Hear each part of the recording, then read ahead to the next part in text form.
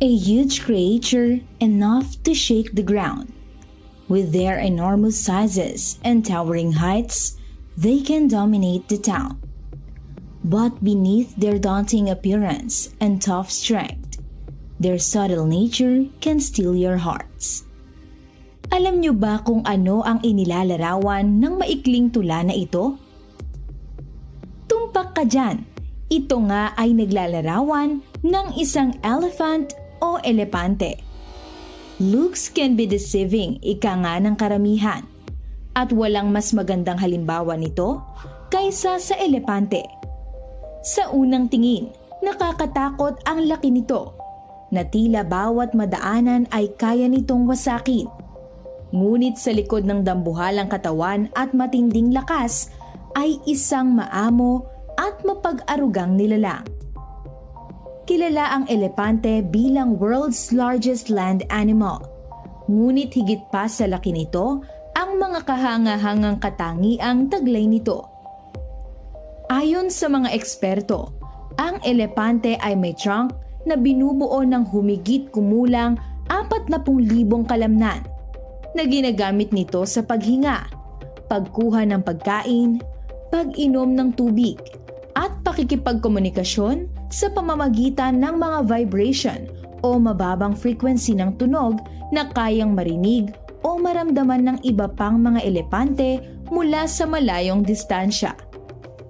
Kilala rin sila sa kanilang katalinuhan, matibay na ugnayan sa pamilya, at mahalagang papel sa pagpapanatili ng balanse ng kalikasan. Sa kabila ng kanilang laki at lakas, ang mga elepante ay kasalukuyang itinuturing na endangered o critically endangered na mga uri dahil sa pagkawala ng kanilang mga tirahan at iligal na pangangaso. Kilala rin sila sa kanilang matibay na ugnayan sa pamilya at pamumuhay sa mga kawan na pinamumunuan ng isang matriarch o babaeng leader.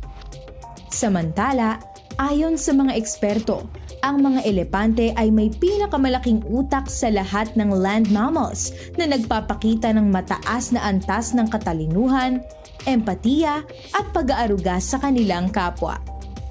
Ayon sa agham, ang mga elepante ay may isa sa pinakamahuhusay na alaala sa animal kingdoms dahil sa kanilang malaking utak, lalo na ang mga bahaging may kaugnayan sa pagkatuto at pag-alala. Mahalaga ang malakas nilang memorya sapagkat tinutulungan sila nitong matandaan ang mga pinagmumula ng tubig at pagkain sa malalawak na lugar, kahit makalipas ang maraming taon ng tagtuyot. Napatunayan din ng mga pag-aaral na nakikilala ng mga elepante ang mga tinig at amoy ng iba pang elepante pagkatapos ng mahabang panahon ng pagkakawalay. At naaalala nila ang mga daraanan at pangyayaring mahalaga sa kanilang kaligtasan. Ang mga katibayang ito ay nagpapakita kung paanong ang kanilang kamanghamanghang memorya ay isang mahalagang katangian na tumutulong sa kanilang pag-iral at pagpapatuloy ng kanilang uri.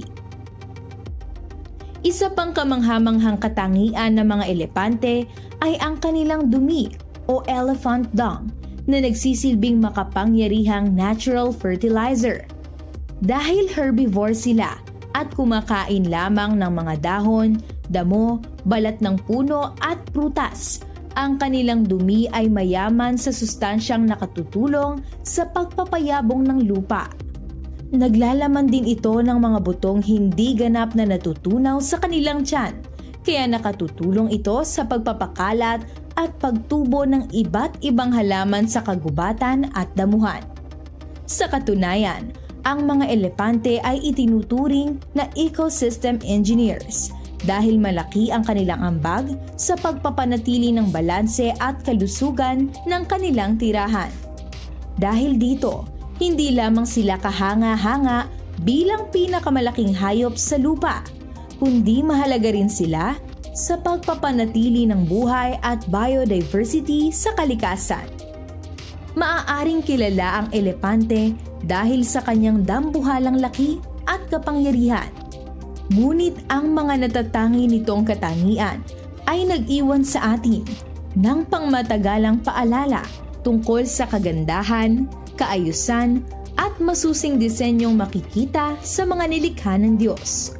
Mula sa kanyang katalinuhan at pagmamalasakit sa kanyang kawan, hanggang sa mahalagang papel nito sa kalikasan.